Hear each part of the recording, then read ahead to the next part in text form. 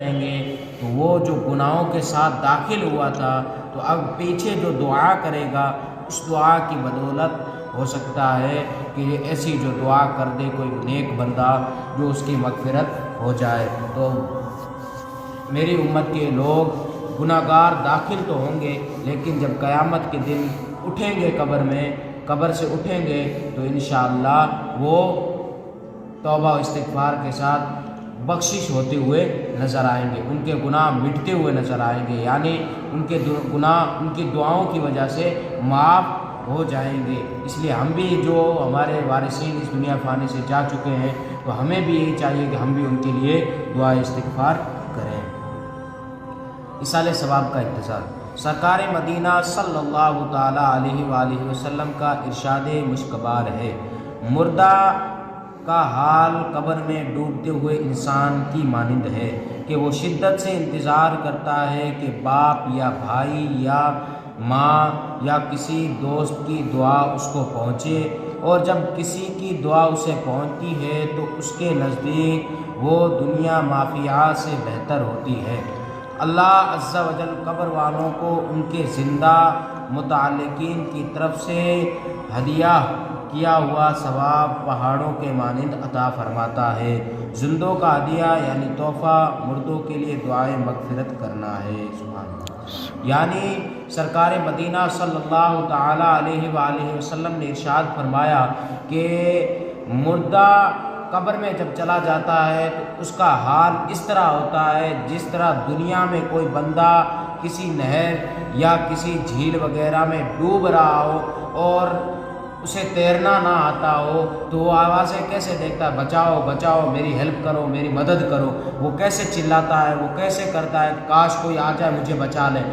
تو اسی طرح مردے کا بھی حال اسی طرح ہوتا ہے، جس طرح دنیا میں کوئی بندہ ڈوب رہا ہوتا ہے اس کا بھی مردے کا بھی یہی حال ہوتا ہے کہ کاش میرا کوئی دوست، میرا کوئی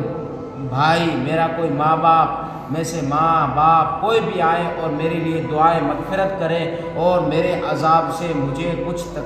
تخفیف کرائے، میرے کچھ گناہ معاف کروائے، جس کی وجہ سے میرے کیا ہے قبر میں جو عذاب مجھ پر ہو رہا ہے اس عذاب میں مجھ پر کمی ہو سکے۔ اس لیے جب ہم دعائیں کرتے ہیں تو اللہ تبارک و تعالیٰ مردوں کے عذاب جو نازل فرماتا ہے ان میں کمی کرتا ہے، اور جو ان کے گناہ ہوتے ہیں اللہ تبارک و تعالیٰ انہیں بھی معاف فرماتا ہے۔ اب دنیا میں ہم تحفہ دینے کے لیے بہت بیش قیمتی چیزیں لاتے ہیں جو انسان کو تحفہ دیتے ہیں کہ تاکہ وہ انسان ہم سے خوش ہو جائے، لیکن مردوں کے لیے جب اس دنیا فانی سے جو بندہ چلا گیا اس کے لیے سب سے بڑا تحفہ کیا ہے؟ دعائے مغفرت ہے۔ جو بندہ اس کے لیے دعائے مغفرت کر دے تو اس کے لیے دنیا کا سب سے بڑا تحفہ، سب سے بڑا انعام وہ کیا ہے؟ دعائے مغفرت ہے۔ اس لیے ہمیں بھی مردوں کے لیے دعائے مغفرت کرتے رہنا چاہیے۔ ہم دنیا داروں کو خوش کرنے کے لیے گفٹ لے آتے ہیں، کچھ خوشی کے لیے مٹھائی لے آتے ہیں، کھانا کھلاتے ہیں، دعوت کرتے ہیں، سب کو چیز کرتے ہیں، لیکن اگر مردے کو خوش کرنا ہے، اگر اس دنیا فانی سے جو بندہ ہمارا عزیز چلا گیا ہے اس کو ہم اگر خوش کرنا چاہتے ہیں، اس کو بھی اگر کوئی گفٹ دینا چاہتے ہیں، کوئی تحفہ دینا چاہتے ہیں، کوئی انعام دینا چاہتے ہیں تو اس کے لیے کیا ہے؟ دعائے مغفرت کریں۔ دعائے مغفرت کی فضیلت۔ جو کوئی تمام مومن مردوں اور عورتوں کے لیے دعائے مغفرت کرتا ہے اللہ عز و جل اس کے لیے ہر مومن مرد عورت کے عوض ایک نیکی لکھ دیتا ہے۔ سبحان اللہ۔ یعنی دعائے مغفرت کی اتنی بڑی فضیلت ہے کہ جو بندہ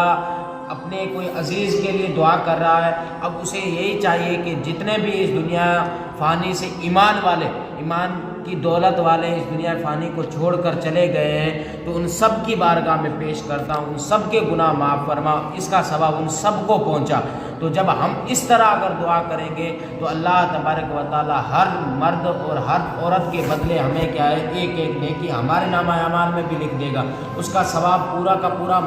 تمام مردوں کو تو پہنچائے گا، پلس پوائنٹ کیا ہے؟ اللہ تبارک و تعالی ہمارے نامہ اعمال میں بھی ایک اور نیکی لکھ دے گا۔ جو ہم نے جو کچھ پڑھا وہ تو ہمارا ہے ہی، اور ہم اس کو پہنچا بھی رہے ہیں مردوں کو، تمام مردوں کو بھی پہنچا رہے ہیں۔ اب دنیا میں کتنے مردے ایمان کی حالت میں اس دنیا فانی کو چھوڑ کر چلے گئے لا علم ہے، جب ہم ان سب کو یہ کہہ دیں گے کہ حضرت آدم علیہ السلام سے لے کر آج تک جتنے بھی اس دنیا فانی کو چھوڑ کر ایمان کی حالت میں چلے گئے ان سب کی بارگاہ میں پیش